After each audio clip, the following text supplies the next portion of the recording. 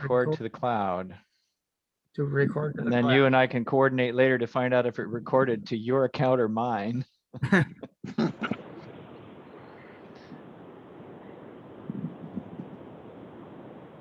Oh, it says give me permission to record. Are you recording?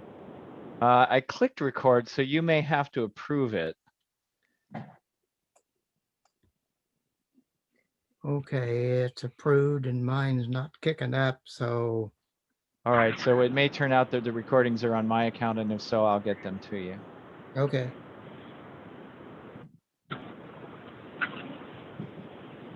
I'm Paul Sheldon, as most of you know, and we're going to be talking today about dreaming, specifically lucid dreaming and active real-time communication between experimenters in a laboratory and lucid dreamers in the dream state. I started studying dreams about 50 years ago, and in 1978, my master's thesis in human development was titled Dreams for the Future. And I studied particularly creative dreamers in the waking world who have a dream that's larger than themselves, that they're aspiring to achieve, and how people's lives change when they take on a dream that's bigger than themselves, like solving climate change or providing clean and renewable energy or creating equity for women in the socioeconomic system of developing economies and things like that. Um, so it's a topic that it has interested me greatly for quite a while. And about that same time, I encountered the work of Stephen LaBerge at Stanford, who was the first Western researcher to document in the laboratory that he was dreaming and knew he was dreaming in a way that could be verified in the laboratory. And we'll talk about that later on. But that my study of that work and my personal explorations in lucid dreaming led me to the work that we now call Dreamosophy, uh, which focuses on the confluence between waking and dreaming and how dreams come into being in the waking world and the whole process of realizing dreams.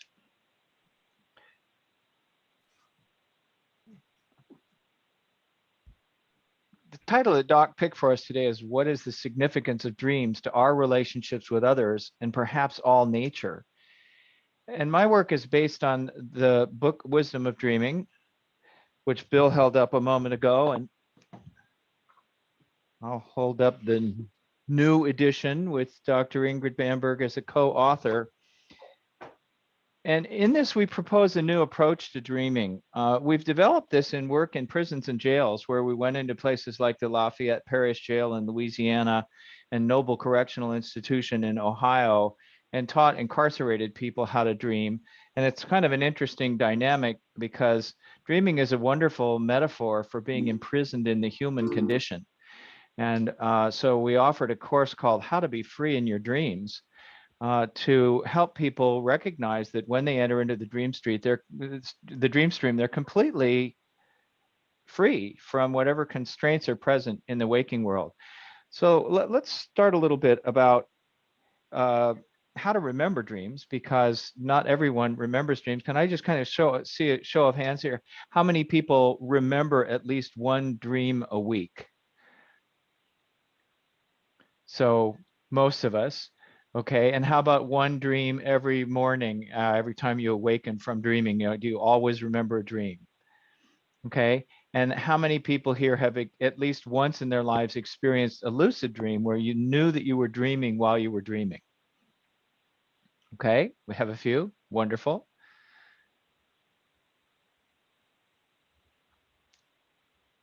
In Dreamosophy, we train dream ambassadors, what we call them, ambassadors from the dream world to the waking world, as peer mentors to help people get more value from their dream lives. And Ingrid Bamberg, who's on the phone with us today, is one of our first dream ambassadors.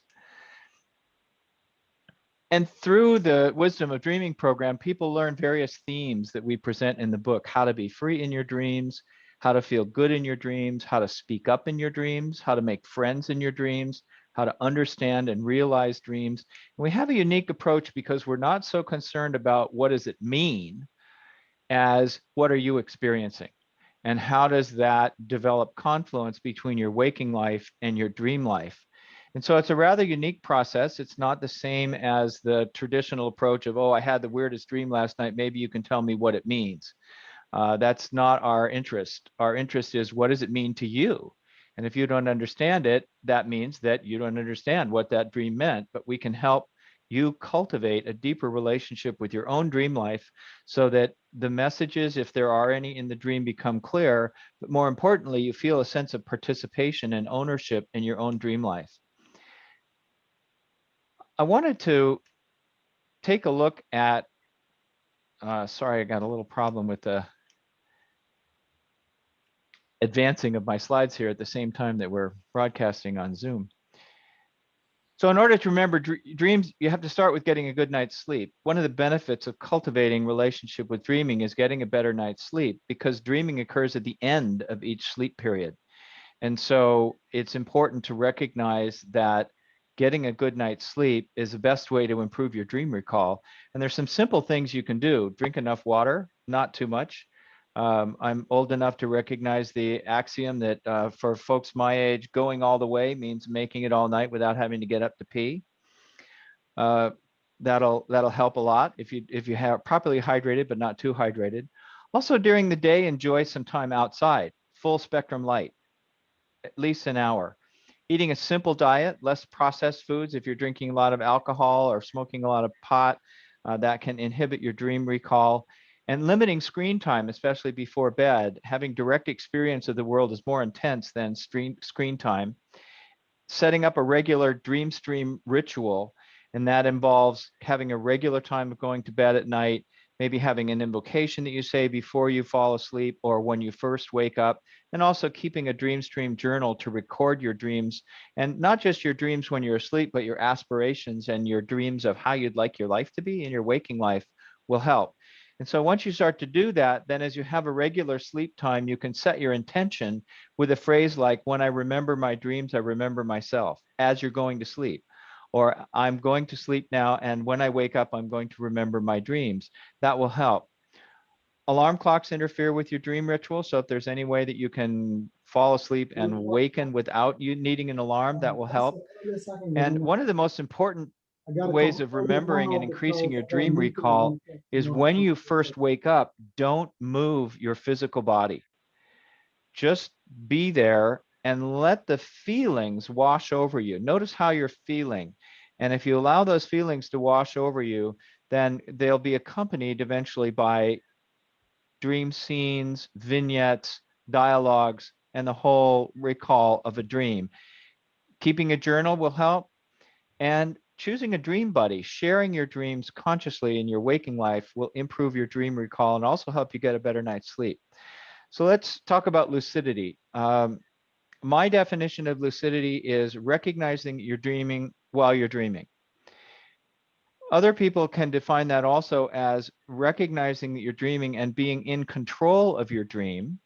In Dreamosophy, we're not strong advocates of trying to control your dream. There are lots of reasons that we can talk about if we have time, but simply recognizing that you are the dreamer is the beginning of deepening your experience of your own dream life as a participant, as the one who is dreaming. And so ways to do that are to set your intention as you're going to sleep. When I notice something odd, I'll ask, am I dreaming? And the way to do that is to practice while you're awake.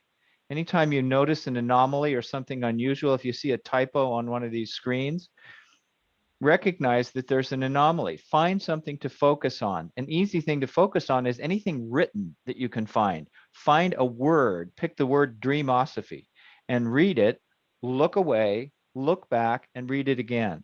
Carlos Castaneda used looking at his hands, focusing carefully on your hands. Oftentimes, when you look at something in a dream, the specifics will change, especially if you look at it, look away, and look back. If it's different, you're probably dreaming. And then you can levitate or fly, do something unusual, walk up to a wall, put your hand against the wall, push gently and see if you can push your hand through the wall. I remember doing that in a dream once with a plate glass window and being very concerned that I want to do it gently because you don't want to break the plate glass window. But when you can put your hand through a window, that probably verifies that you're dreaming. Another level of lucid dreaming is recognizing yourself as the dreamer. And that opens up a whole other world of dialogue that hopefully we'll have time to talk about today as well.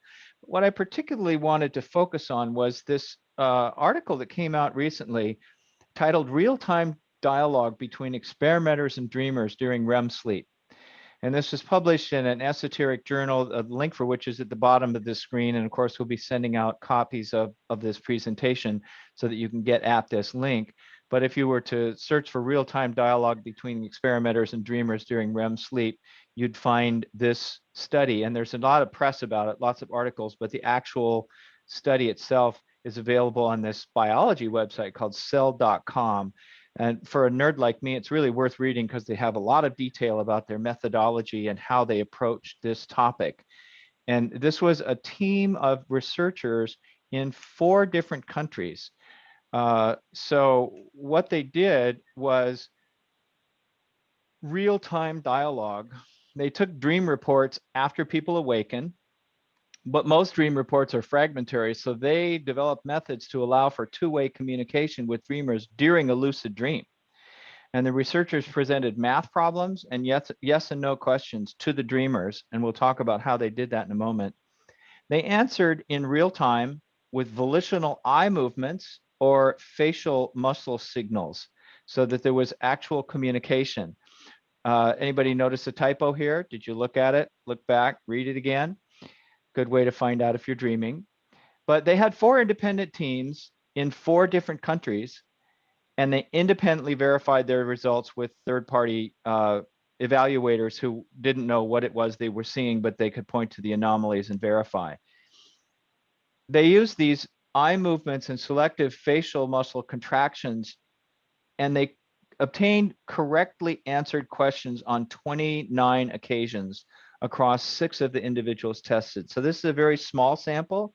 And as I said, again, this is 4 teams in 4 different countries using 4 different methodologies. But across those teams, they did identify 6 very clear incidents where they had communication back and forth. And how that worked is a little complicated here. Can you all see my cursor as I move across the screen? So I'm assuming most of you are familiar with the general sleep cycle where you have waking, you go down into deep sleep, you come back up into a period of rapid eye movement, and that'll last early in the night for 30 or 40 minutes over 4 or 5 cycles. And then towards the end of the night, that period lengthens to 60 to 90 minutes of REM sleep during your last sleep cycle. So if you're waking up with an alarm, you're depriving yourself of the most fertile period for dreaming. And then what they did was they had eye movements. This is left vertical electrooculogram on this red line here. And then the right is horizontal oculogram. So they're looking at vertical eye movements and horizontal eye movements. And they used eye signals when a dreamer knew they were dreaming. They would move their eyes in a characteristic pattern, left, right, or up, down, or around in a circle. And you can see on these laboratory readouts that even though the body is clearly asleep, the respiration and heart rate are down. They're unresponsive to auditory and visual signals, but there is a very clear signal that's detectable on these laboratory devices that show a researcher observing in the lab or a third-party observer looking at the printout later that something unusual has occurred here. When they recognized that someone had signaled that they were dreaming, the different teams used 3 different ways of communicating with the dreamer. They used an audio signal where they would play a recording that said, "What is 8 minus 6?" Or they would use a visual symbol like a flashing light using Morse code, or they would tap gently on the wrist or the back of the hand of the dreamer in the laboratory, in essence, to get their attention, but without waking them up. And they monitored EEG and EOG signals to make sure that the person was not waking up so that they could then determine the signal. And then the person would respond with their eye movements or their facial movements. If they squinch their face up or frown in a dream, there is a detectable electrical signal that can be measured on the face, and they would answer 2. So that's an example of how they, and if you look at these EEG printouts here, you can see that the two is very obvious in the otherwise regular patterns of what they were measuring. So for example, I was at a party with friends that I heard your voice coming from the outside, just like a narrator of a movie. I decided to answer no with facial muscle contractions. So that was in response to a yes or no question that was asked auditorily. Or when the light started flickering, I recognized this as a Morse coded signal from the outside. And I counted 1, 2, 3, 4, 1, 2, and I reported the answer as 4 with eye signals. Or during the finger tapping, I was fighting against goblins. I remember being surprised that I was able to do many things at the same time as the task. So those are the examples of the methodology and the experiments that these folks did to recognize that in the dream state, it is now possible, a very simple basis. I mean, we're way away from inception level, being able to walk into somebody else's dream or the matrix or something like that. But there is actually scientific research data on a very small scale to recognize that dreamers who recognize that they're dreaming can perceive signals from the outside world and respond in the dream state in a way that can be detected by researchers in a lab. So what?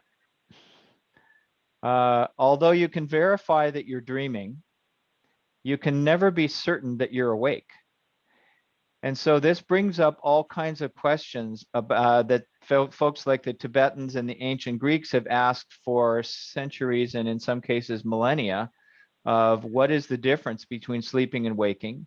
Folks like Gurdjieff offered the analogy of being awake in our consensus cultural trance is to true awakening as sleeping is to waking.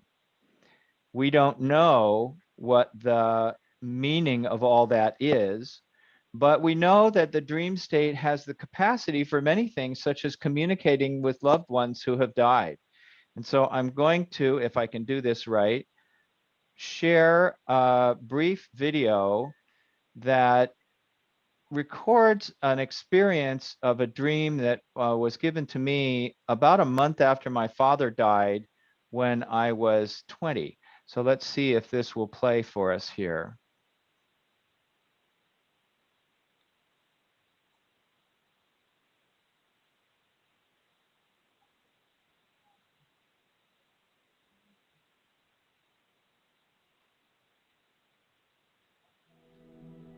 Dreams are an opportunity.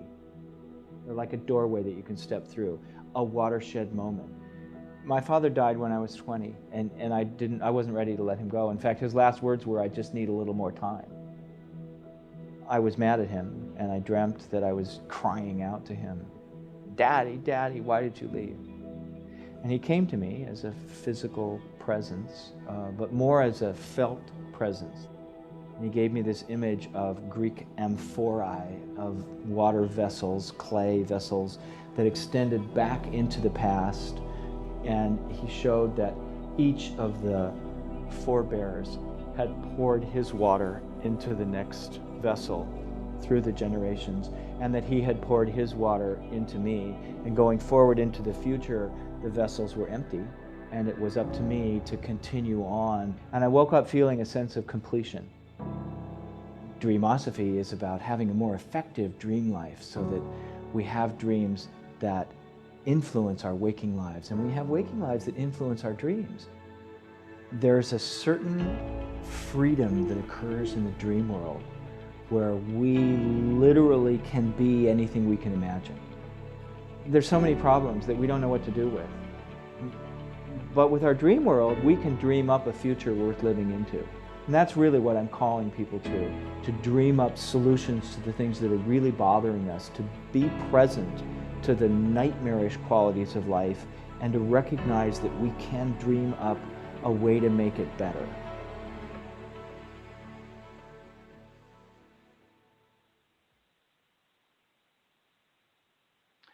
So the question remains, so what? There are a number of areas that are of interest to me, but I'm also interested to know what areas are interesting to you. I'm particularly interested in these dreams of loved ones who have died.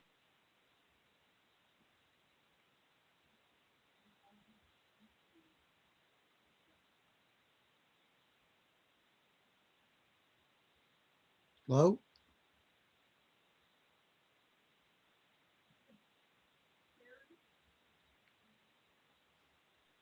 Maybe Paul is dreaming.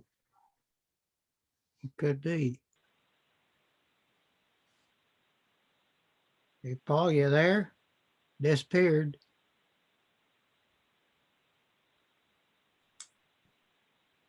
Oh, that's interesting.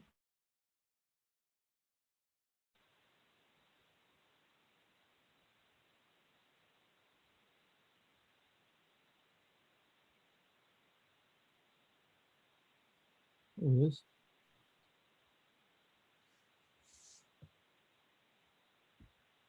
Paul, you're muted. I can always tell when I talk too much because Zoom disconnects me. Well, Paul, you were there, and I looked away, and then I looked back, and you're gone, and then I looked And away, and you were there, so I must be dreaming, right? so that must be, can you levitate? If need be. Yeah. So were you able to see the Death is But a Dream book that I was starting to show? Okay, so I was starting to talk about dreams of loved ones who have died.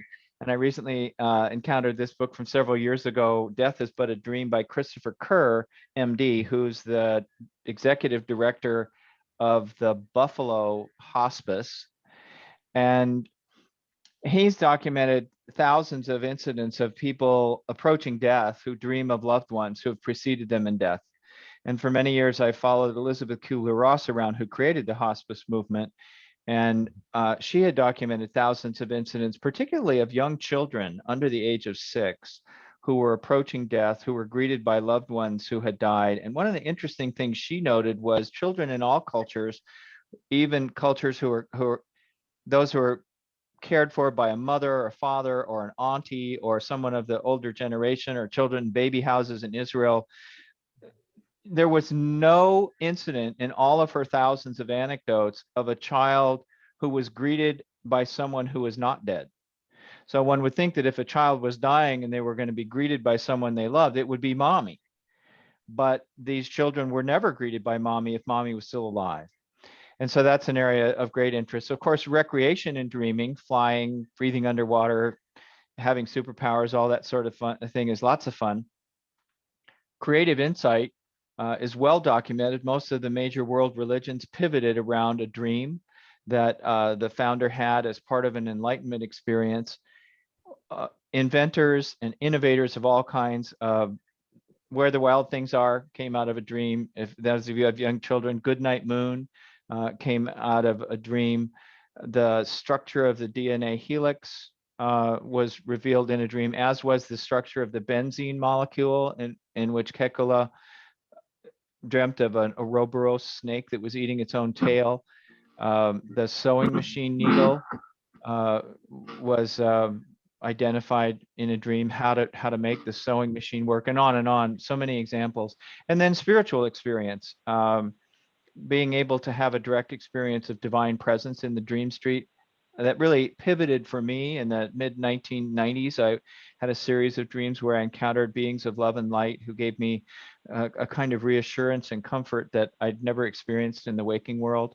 Uh, there are so many ways to explore what's possible in the dream world, but what does this provoke in you? What do you see in this? What are some of your experiences for the implications of this verification that it's possible to recognize that you're dreaming while you're dreaming?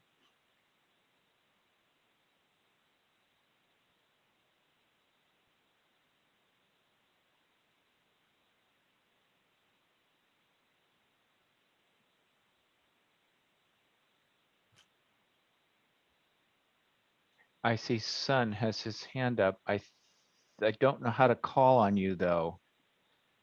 So Hey, please. hey there. Can you hear me okay? Ah, not his. Yes. Hello. His, her, what does it matter? They. They. Yeah, so I'm I'm particularly interested in dreaming as it relates to the creative process. Um, Yes. I've had dreams of just brilliant architecture, brilliant art, and music. I have friends that have dreamt of music and art as well. And so I'm really fascinated as to see how that can help people, artists and musicians in the future, connect to their greater unconscious source, the cauldron of creativity. And Yeah, I'm really let's talk about that interested. a little bit. Let me interrupt for just a minute. Yeah, Doc, no. in the process of my coming and going, I lost the ability to record. Can you restart the recording? It automatically transferred to me, so I don't know how this is going to work out. Lucky you. We'll probably end up with 2 recordings, one for presentation, one for questions and answers, maybe. So, Sun, back to creative participation and creative insights. Of course, there's a lot in music, REM, um, and there's some groups that have recorded songs about this a lot. There has been a lot of work done in movies. I think one of the links that we sent out in preparation for this was the 10 movies that feature lucid dreaming and how that can result. What are some of the ways that you see that this could impact creative process?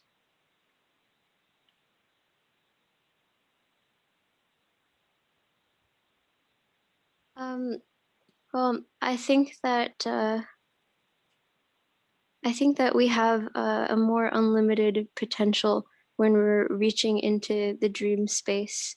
I think that sometimes our minds as creators and even just as human beings tend to be limited to what we know, Mhm. while as the unconscious and the dream space doesn't have that kind of limit.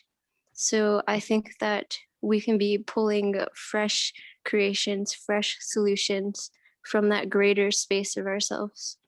Um, so that's how I see that. And also, I also see dream space and lucid dreaming in particular as maybe a kind of fun and more sovereign alternative to um, virtual reality. Like, why plug into a machine and plug into someone else's program when we have our own capability to create an inner space? And I would love to see more research done on shared dreaming experiences. I've heard that some people have been able to do this. I personally Mhm. haven't, but I find it fascinating. And it would be so cool to, instead of having a Zoom meeting, fly around with all of you in the dream space and talk Have a about it dream there. meeting. Yeah, yeah. I mean, maybe that's a little bit far fetched, but who knows? Who knows? Well, 30 years ago, there was, before the World Wide Web became the way of doing it, there was a wonderful group on UUseNet called alt.dreams.lucid. And some people there were cultivating the possibility. There is a book called Tandem Dreaming, if I recall correctly, um, that presented some experiences, and I'll see if I can find it and post it in the chat or at least on a follow-up. But that it's a squishy subject in terms of research. It's there. The experiments were not very reliable at actually establishing verifiable tandem dreaming.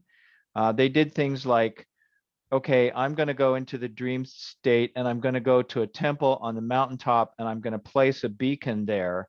And other dreamers should come and find a beacon and then describe their dream experiences. It was not highly successful in that regard. My mother and I had some tandem dreams where I would dream of lights floating in the air and feeling a sense of connectedness, and she would dream of lights floating in the air and feeling a sense of connectedness. And once again, back to the communication with loved ones who have died. When I was in Ohio, last year at the largest prison in Ohio, a correctional officer came up to me at one of the breaks and said, and asked if she could share something with me. I said, of course. And she said, I'm a Catholic. And many years ago, my brother committed suicide. And I was very disturbed because someone had said to me, oh, well, he's in hell. And I didn't know what to do with that. And it bothered me for weeks until I had this dream. My brother's name was David. And I dreamt that he was sitting in his favorite chair and he was wearing a pendant around his neck that shone more brightly than anything in the waking world. And he stood up and walked towards me. I could smell his perfume. And he was very well known among the family and our close friends for giving great hugs. And we called them Davy hugs. And she said he came up and he gave me a Davy hug and said, don't worry, I'm fine. And I thought that was wonderful. I woke up feeling reassured that he was probably okay. But after a few weeks, I started to doubt again. I thought, well, maybe that was just a dream, or maybe I made that up. Maybe it was wishful thinking.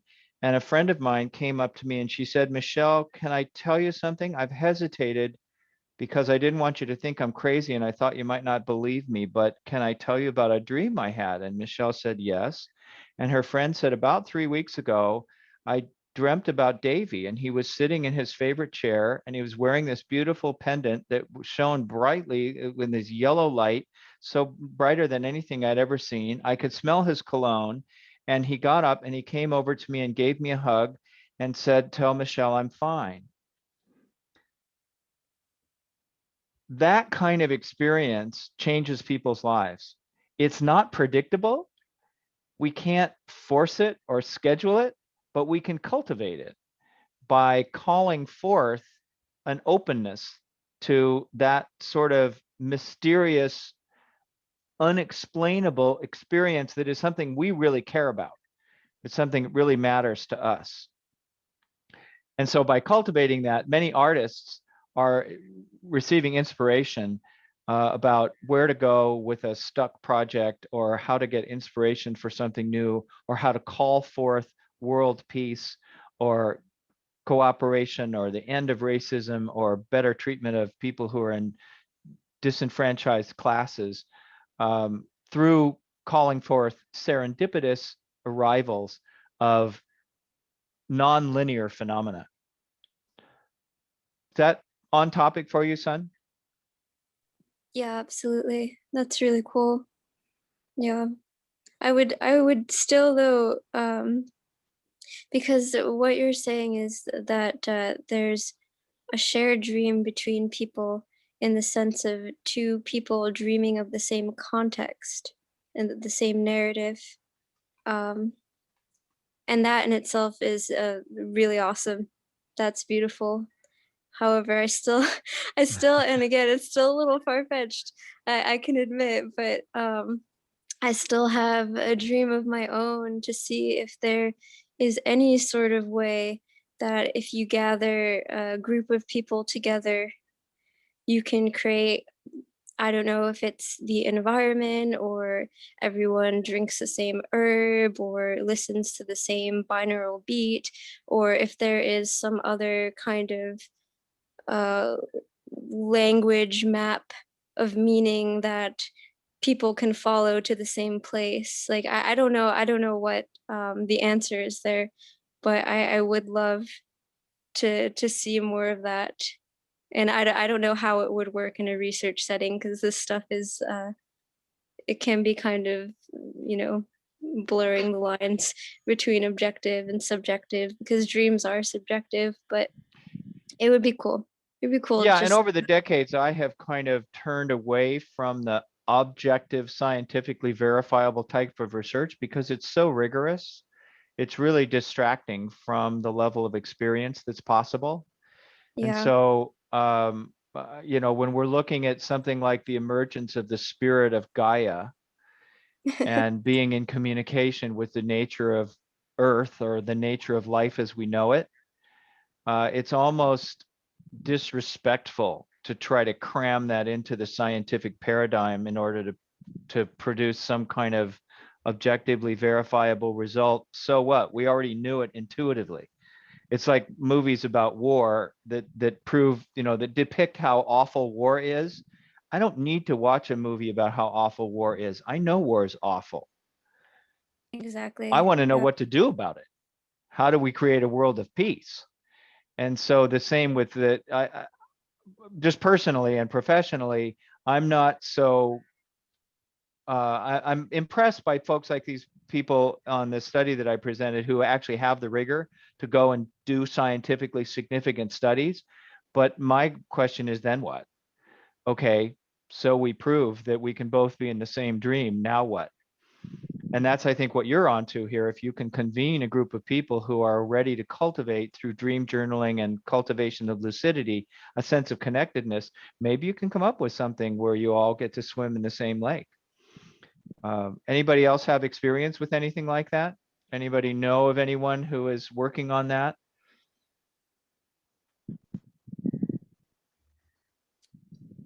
I know Stephen LaBerge convenes a group of people in the winter holidays in Hawaii, usually with some Tibetans, to cultivate lucidity. And I would imagine that they would be open to practicing something like that. But as last time I checked, it cost $10,000 to attend that workshop. So it's usually a pretty small group. Paul, Hi, Bill. I'd be interested in your observations about the hypnagogic state in between. Yeah. So for those who may not be familiar with the phrase, that's the transition between waking and sleeping. And I remember as a child being startled by that, oftentimes something like stepping off a step or getting hit in the face with a basketball would startle me, and I would jump in bed and recognize that I had been in this hypnagogic state, but it was real. And it's very conducive to reverie. And so during that hypnagogic transition is a wonderful time to cultivate meditative states of awareness. Yes.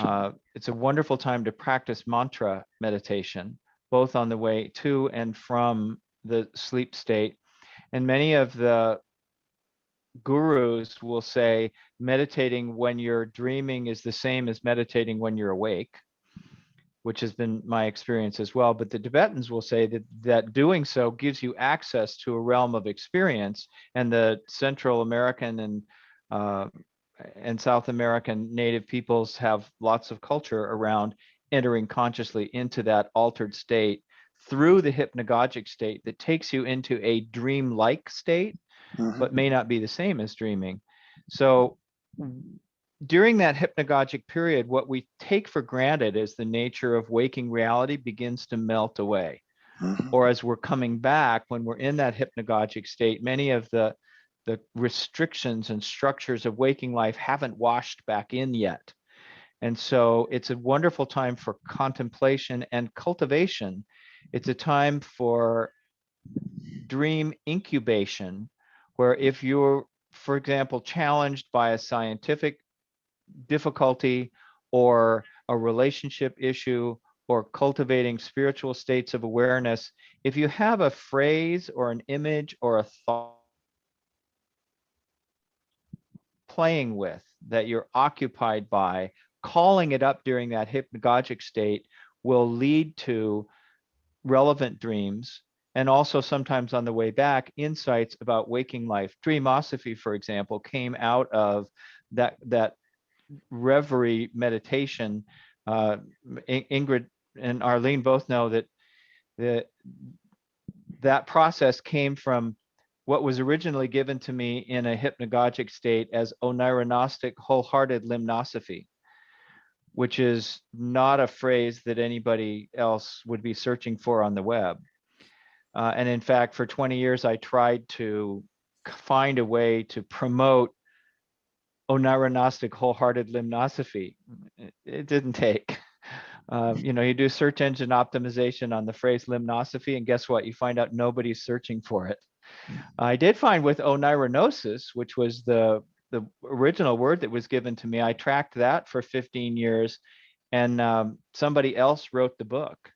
And it's exactly the book that I would have written using the word that was given to me that was pretty easy to come on if you know that Oneiros is the Greek god of dreaming and Gnosis is a tradition of knowledge and conscious cultivation. So oneironosis is not an impossible term to come up with if you're interested in those topics.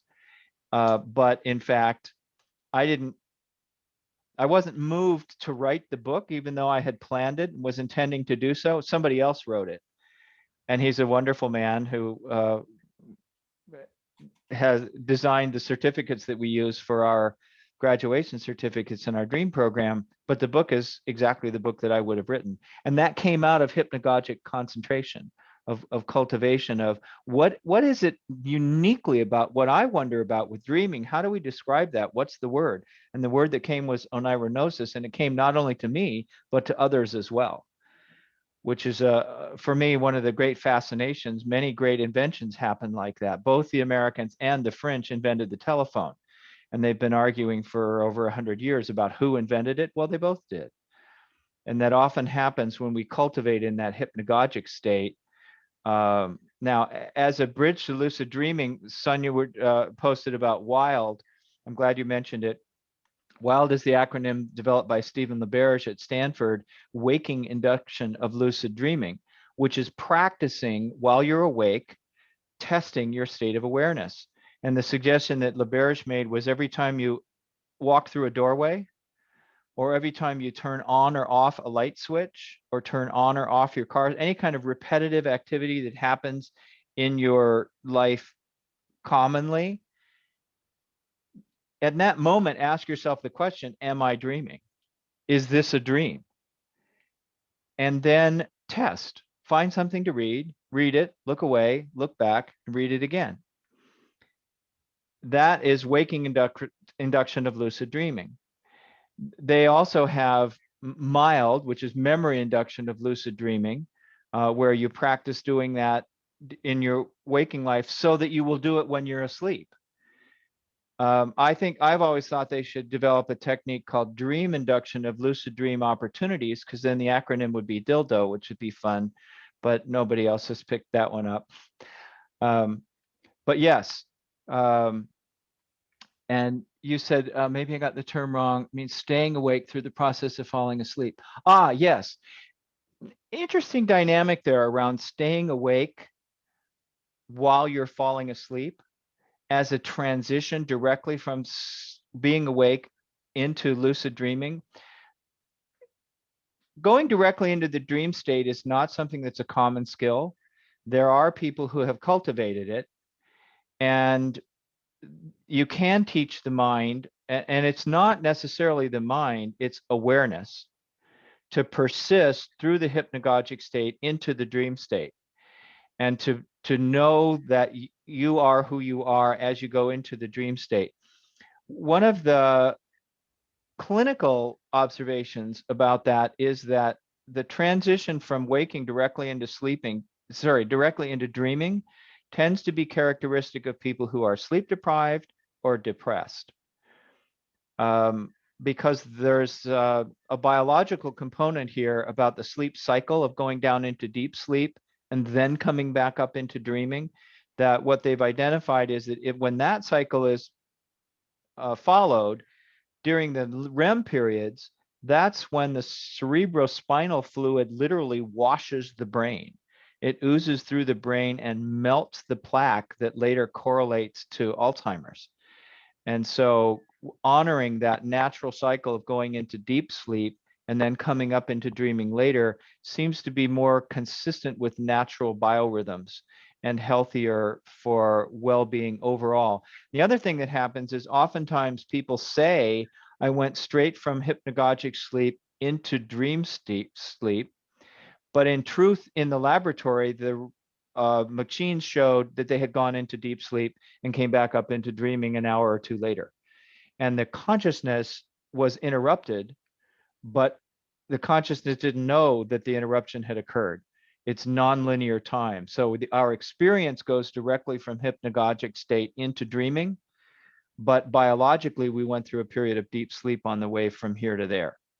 And it's a matter of philosophical debate as to whether we ground that physiologically in the biology of it, or philosophically and spiritually in your experience of it, to say which is true. If my consciousness persists from now until then uninterrupted, but the researcher says my body was asleep for an hour and a half, which is true? That's an existential choice that we make. Tom was asking, is there a therapeutic use of dream state control that might provide some relief for schizophrenics? And it says, I ask because I understand the clinical state has been called the waking dream. This has been a subject of study for psychoanalysts for over a century now. My favorite approach to that sort of thing is Ronald Lang from the Tavistock Clinic in Scotland, and Aaron Esterson, who supported diagnosed schizophrenics in delving into the schizophrenic state, not as a disease, but as a journey into wholeness. And they allowed them and supported them in going into their dreams, not with a sense of you're hallucinating, that's not real, but with a sense of if you're experiencing it, then it's true for you and it doesn't matter whether or not it's real. And one of the best documented similar journeys is in the book, I Never Promised You a Rose Garden, where they very beautifully depict her nightmarish state that has overlapped waking reality for the rest of us. And I say reality in quotes, where these terrible taunting savages are going to drag her kicking and screaming into this dark realm where they torture her violently. And while that's going on, she lost communication with the consensus reality that other people around her were in, and they couldn't reach her because she was going through these terrible states. And it took years for her to learn that that was a dreamlike state in which that was occurring, that other people were not experiencing what she was experiencing. And she could, in truth, walk away from those people who were torturing her. And she could see them in the distance, but didn't have to allow them to drag her in and close the gates so that she couldn't communicate with waking world. There are lots of documented incidents in the psychiatric literature of people who went through those kinds of journeys and made it back. Unfortunately, there are also a large number of documented incidents of people who go into those states and don't come back or can't make it back. They're taunted and haunted by those dreamlike states that impinge on their waking reality. And that's one of the big questions of psychiatry and psychotherapy generally. Well, a whole set of questions. How do we identify which is which? How do we identify somebody who's so tormented by something that they may end up killing themselves? And how do we get them the proper help before they do that? And this is one of the problems with pop psychology approaches, is that they aren't trained to recognize these clinically diagnosable dangerous states where people are at risk for themselves or others. And so they delve in naively and drive people into suicide or hallucinogenic or hallucinatory states that they can't get back from without assistance. And I've seen that a number of times too. So it's one of those fertile areas. Calling the clinical state a waking dream, I think is very useful as a phrase and as an approach that says, okay, what if this was a dream? What if we were participating in this as a waking dream? And if I had some say in it as the dreamer? Maybe I can't produce the whole world as a movie producer would. I can't call forth what other people are going to do or what the circumstances are going to do, but what can I have a say in? Not necessarily as a controller, but as a cultivator, as one who's incubating a desired or preferred or intended state. Lynn McTaggart has done a lot of work recently on the power of intention and what happens when a group of people get together and declare their intention or share an intention. How can that influence what happens? Maharishi Mahesh Yogi talked about 1%. If 1% of a population begins meditating on peace, that will have a critical mass for the consciousness of people in that area. When I was in Los Angeles 35 years ago, the first time the Pope came to Los Angeles for 72 hours, he was in Los Angeles for 24 hours, sorry, for 3 days. And during those 72 hours, no murders were recorded in Los Angeles for the first time ever. How do we cultivate those states that are like a waking dream where we actually get to have some say? Eric, do you want to say a little bit about Gaianism in that regard? Well, that's maybe beyond this. Not to I put you on the think, spot or yeah, anything. no, I mean, I certainly think that, you know, our efforts to converse and talk about Gaia and our connection to the earth is you know, is a parallel process. I'm excited to be part of this conversation. You know, after we talked recently, you know, you said it in that, and I'll re-say it here because it really helped me. But you kind of made the point that that if you treat a dream like an old friend showing up at your door, and you know, you treat him with, "What are you doing here?" It's a very different experience than if you welcome him and embrace him and, you know, try to catch up. And I actually used that, and it helped me a lot. I mean, you know, I guess I have one question. I mean, so I remembered a lot more dreams this past week than I normally do. And the only difficulty of that is that I feel like I wake up more often. I don't know if it's true, but it certainly, I feel like there's a disruption of the sleep cycle when I start remembering my dreams, or when I try to attend to my dreams more consciously. Not that that's the right word, but have you come across that before, or is that something that you've? Very much so. I call it the red car effect. You know, when you buy a red car, all of a sudden everybody's driving red cars. And you see all these red cars around. But that was how the first time I experienced lucidity in the dream state was when I was reading Patricia Garfield's book, Creative Dreaming. And just from focusing on that, the possibility, I spontaneously recognized that I was dreaming while I was dreaming.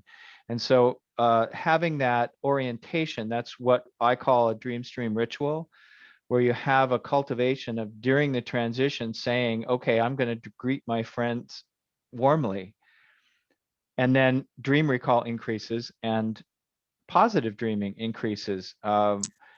We often encounter that. When I was first introducing this in prisons, a friend who's a warden at a Corrections Corporation of America facility in Southeast Nevada almost literally threw me out onto a tier in a cell block. I mean, he walked in with me, announced to this block of several hundred felons that there was a guy here to talk about dreaming, and then stepped back against the wall and left me in the middle of the room.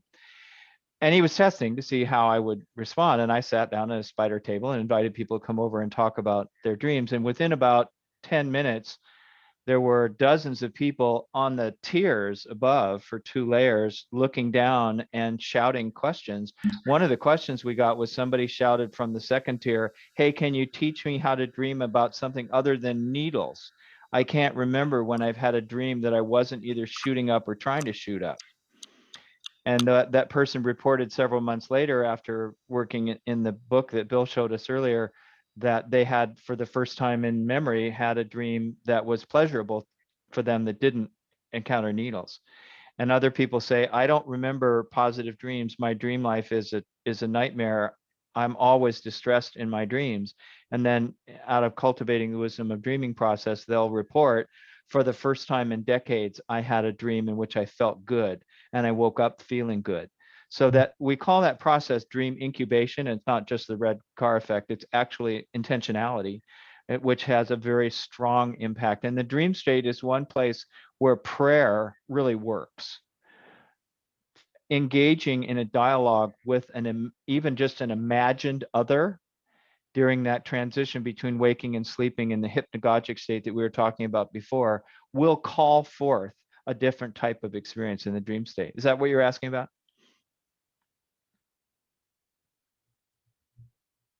I think the main thing I'm asking is, how do you prevent yourself from disrupting the process or the cycle when you start attending to it? Right? So it's not as much as noticing the red car, but waking up when you notice the red car, or Oh, if that okay. makes sense. So, Yeah. yes, thank you. And in fact, and I'm going to go a little beyond that into lucidity, because it's well documented that as we recognize that we're dreaming while we're dreaming, we get so excited we wake up. And so Stephen LaBerge in particular has developed a number of techniques for staying in the dream. The first is don't get too excited. because when we get excited, then we wake up. But there are a number of techniques like looking at your hands, and the one that LaBerge developed was spinning, actually turning around. He's a Sufi, and physically turning your body around in the dream state seems to allow you to stay in the dream. I've tried it for years, and the record I had was 4 times in and out.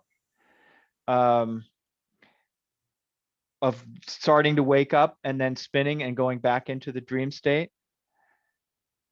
So spinning is worth cultivating, but more importantly, don't get too excited. Just stay with the feeling, and it will reduce over time.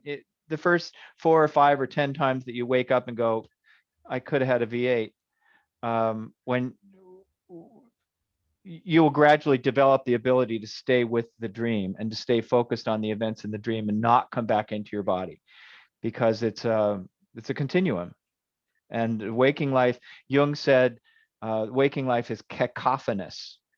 The cacophony of the waking life is so great that it overwhelms the dream state. It drowns out the experience of the dream. And that's what we've been enculturated for. We were taught language, and we were taught socialization, and we were taught all of the rules and privileges of being awake as what you're supposed to do. And the idea of withdrawing your awareness into a dream state or a meditative state is wholly other. One of my favorite lines in meditation, when new meditators complain that there's too much noise and they can't meditate, and oftentimes new meditators will harangue the people in their houses. Please be quiet, I'm trying to meditate. That's not the point.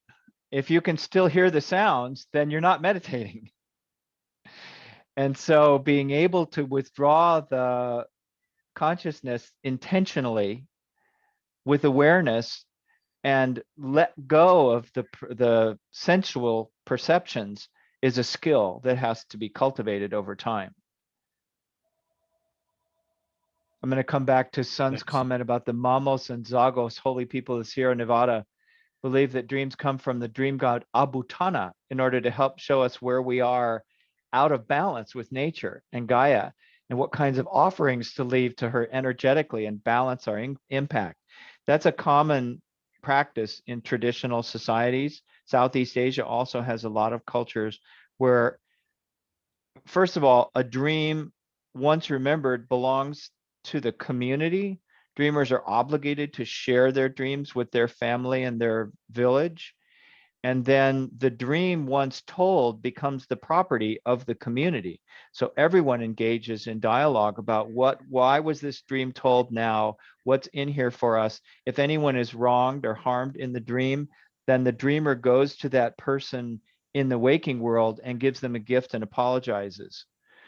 And so in the traditional societies, there's much more recognition and cultivation of that dynamic interplay between the dream world and the waking world, so that we can actually gain confluence, is what I call it, interchange between the two states of awareness.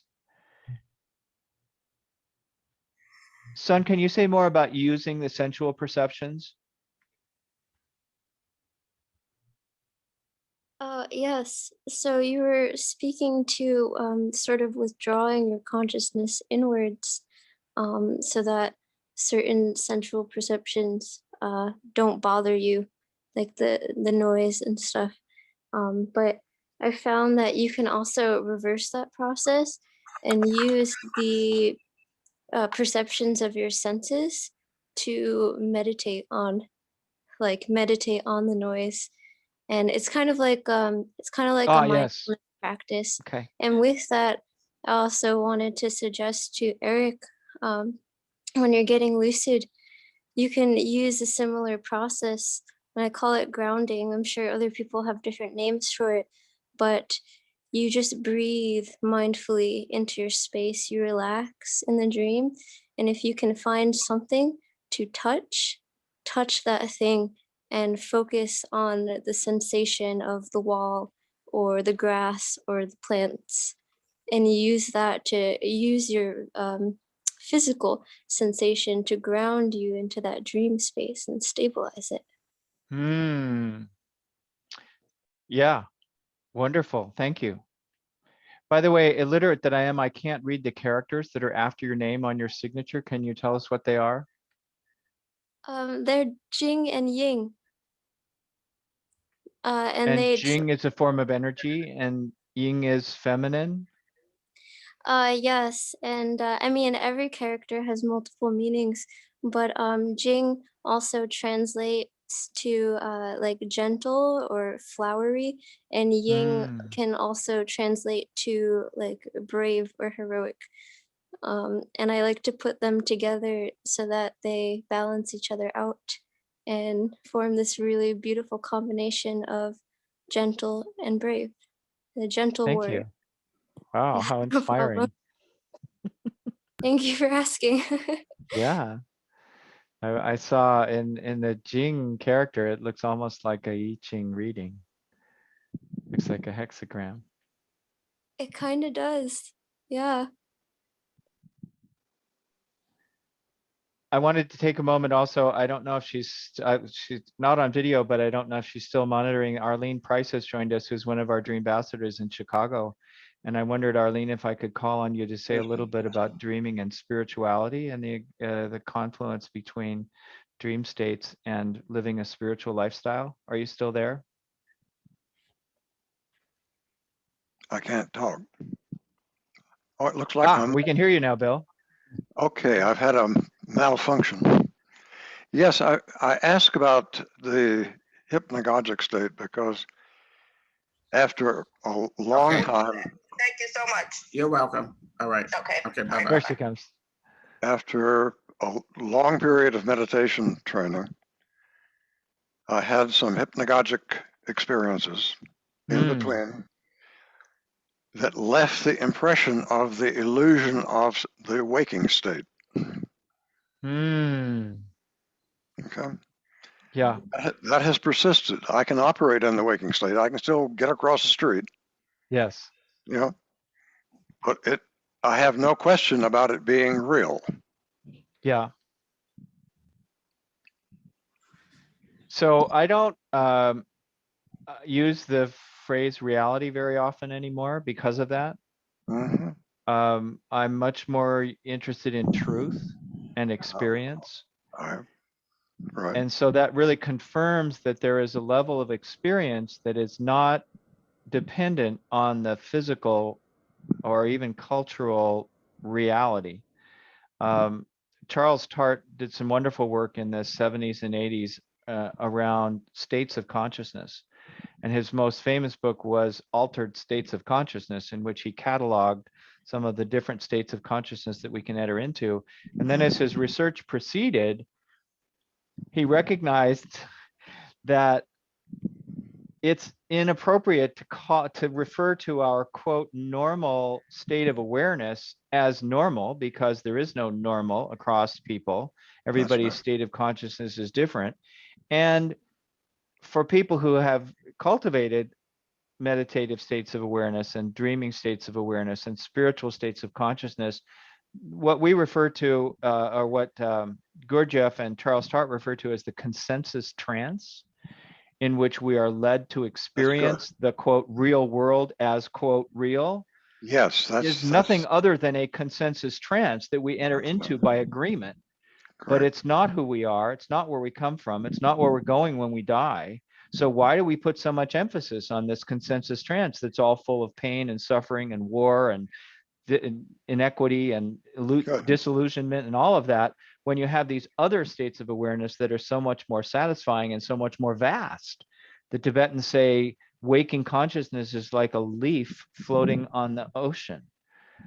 And that consensus trance is like a leaf floating on a cosmic ocean of consciousness that in the 19th century, people who perceived it were pretty much considered crazy. But thanks to the work of Richard Maurice Buck and the ancient teachers from all different cultures, those mystical and spiritual states of awareness have gained more recognition and appreciation. Richard Maurice Buck wrote a book called Cosmic Consciousness back at the like 1920 something. I thought I had it. Well, my copy is not coming to hand immediately, but he looked at Walt Whitman and Hildegard of Bingen and a number of other well documented mystics, Bohm, I think, and said, look, these states of awareness that people think are crazy, that this person has gone off into hallucinations and they're not reachable anymore. That's because they're capable of experiencing a form of cosmic consciousness that the rest of us are capable of learning, but we're in essence, we're developmentally delayed if we cannot experience those states of awareness. And we can respect some of those people as teachers and not necessarily marginalize them as crazy people or people who are having visions. That means that they're out of touch with reality because they're in touch with a different kind of truth. One of the teachings that I have found helpful on that is from Vedanta, which basically approaches the release from that assumption of the reality of the waking state by negation, by subtraction. And the phrase that they use is neti neti. And it means not this, not that. So that when you grasp that a piece of it is not truth, you let it go. Yeah. You don't hold on to it. So gradually the signal to noise ratio gets better. Yes. And the Tao Te Ching says the truth that can be expressed is not the truth. Exactly. In the silence is where my wife has this wonderful card on the refrigerator that says, stop talking. That's the Tao. That's from Taoism. Start listening. So now that Arlene's back, I wonder if I could call on you to share a little bit about your experience with the relationship between dreaming and spiritual practice.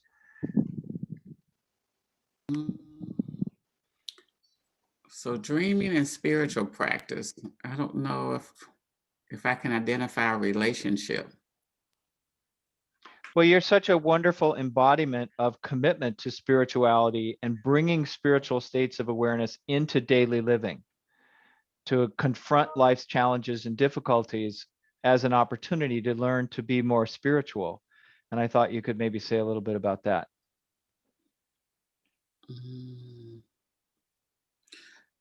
You know, because I know that I've shared with you a number of dreams that I've had and, still have frequently, in terms of, I'm always having some dreams that me and my mother is doing things, like at our old house or going places together and doing things. So I'm always kind of puzzled to try to figure out what's exactly is she saying to me, or what's happening, what's going on. But then in terms of spirituality, then I pray, and then I'll just say God, show me what is it that she's trying to say, or what is it I need to see in this. So I haven't been able to really come up with an answer yet, which is still kind of confusing. So I mean, unlike you, Paul, like you're able to relate, with your father's dream and some other things. Like I've had weird dreams like snakes chasing me and, or the car going off in the river and not quite hitting the bottom of the ocean. So I do have a lot of dreams, but just not able to kind of correlate and see what is it in relation to. So that's why I'm just doing a lot of reading and trying to study to try to get a clearer understanding. And you're a wonderful example for me of someone who lives in that confluence, because your work is to help people realize the dream of home ownership. Yes. And for those who don't know, Arlene is a mortgage broker in Chicago. And so your whole waking life is dedicated to helping people realize their dreams. It is one of the fundamental components of the great American dream is to own a home. And that's who you are. That's what you spend most of your days doing.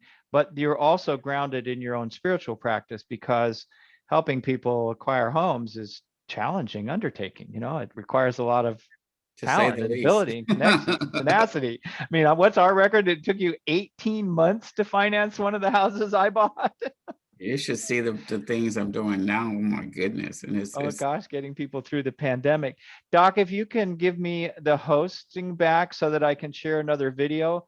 Arlene's brother Anthony was another of our first Dream ambassadors, and he's one of the people who enabled us to take this work into prisons. And I'd like to be able to share this quick video of Anthony. Doc, if you can make me a co-host again.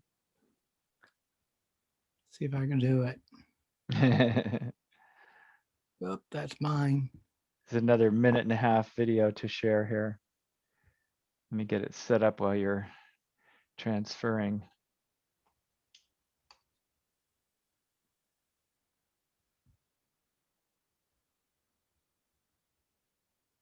Okay, let's see if I can share. Not yet.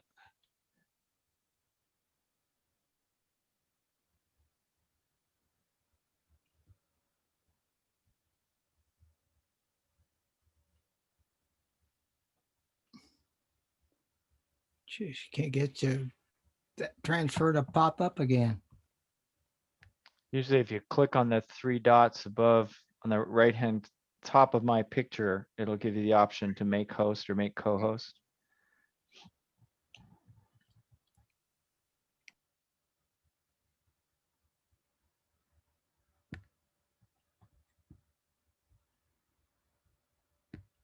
Okay, you're the host, I think. Okay, here we go.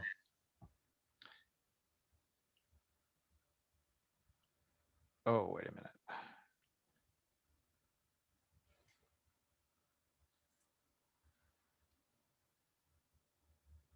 This is Arlene's brother, Anthony, here. I got a grand total of 25 years incarcerated. Learning your dreams and paying attention allows you to remember and see what could I have done better or different. Dreamosophy is an approach to deepening your relationship with your own dream life. If you're a warden of a prison institution or a program manager, offering a Wisdom of Dreaming course offers an opportunity to help people pay attention to who they are and to be more relaxed and more cooperative and collaborative in what they do on a daily basis. It can make your life richer, valuable, and make you feel like you got a purpose here. Many people who are incarcerated have had very traumatic lives, and so they have dream lives that are filled with trauma and discomfort, fear, threat. And beginning to focus on the Dreamosophy approach, people have more benign dreams, more satisfying dreams, and that carries over into their waking life so that they come to the day more relaxed and more settled in their sense of being okay. That can be a very healing experience, and it allows them to go through the day less likely to erupt or to have anger management problems because they're feeling more settled inside. Dreaming it out and visualizing it and seeing it, you'll be able to live that life that you dream. So I'm living a dream right now. If you feel that your organization would benefit from having a more relaxed constituency, a more relaxed community, then maybe Dreamosophy is for you.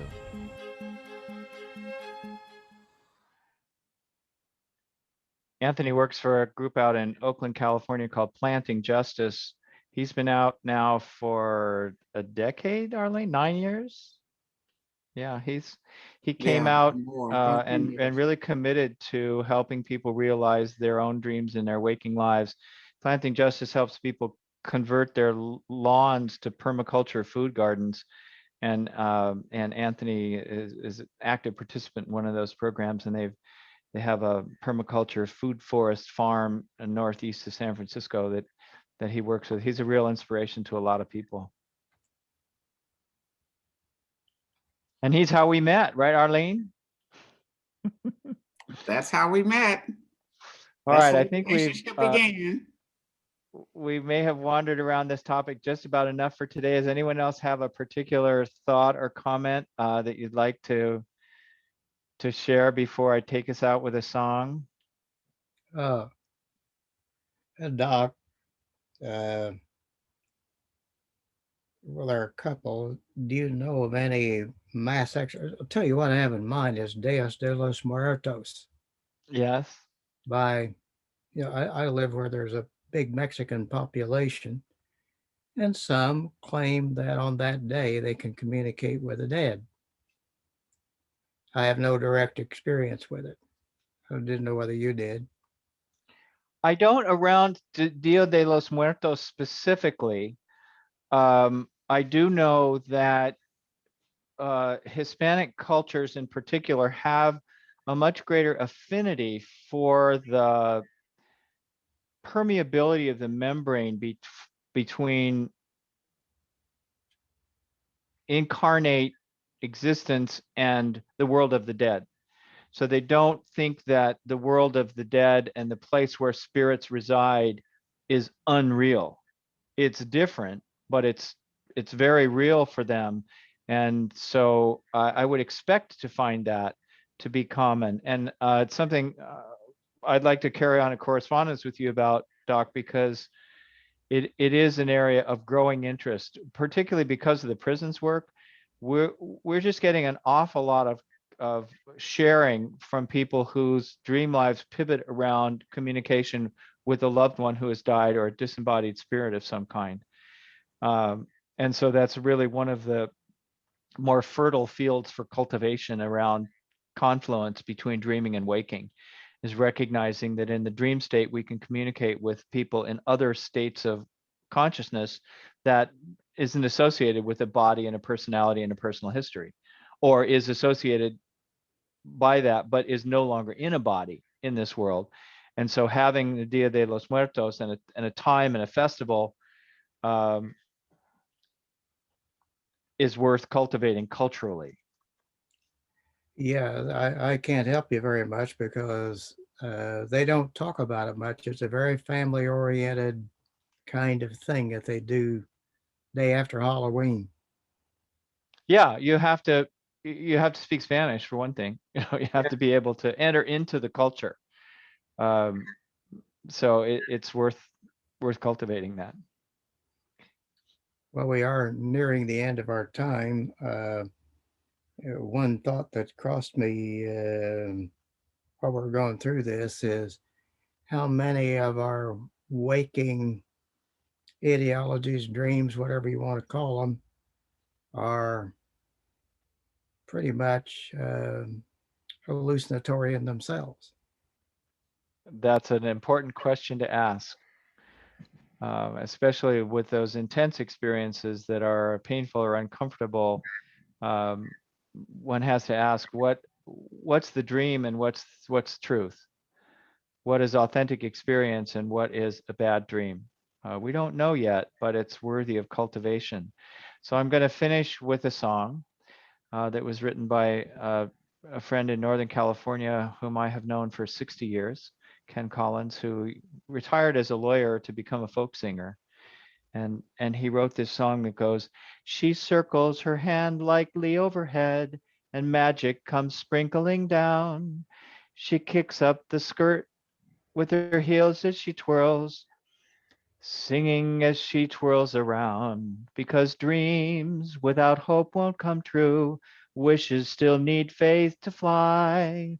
Hearts that can open like new will dance to the song of the sky.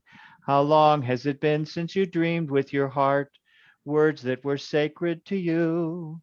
How long has it been since you sang with your heart, knowing your dreams could come true? Because dreams without hope won't come true. Wishes still need faith to fly.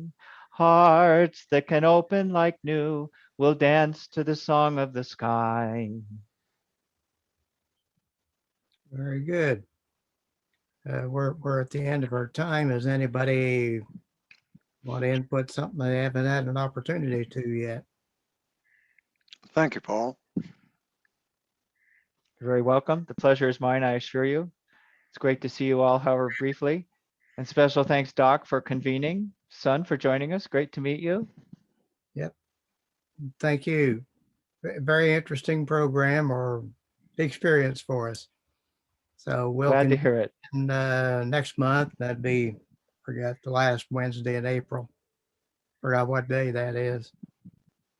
And you still have the recording, Paul, so you got to sign it All back. right. You gotta I sign will it. stop the recording and then we'll go hunting to find out where it's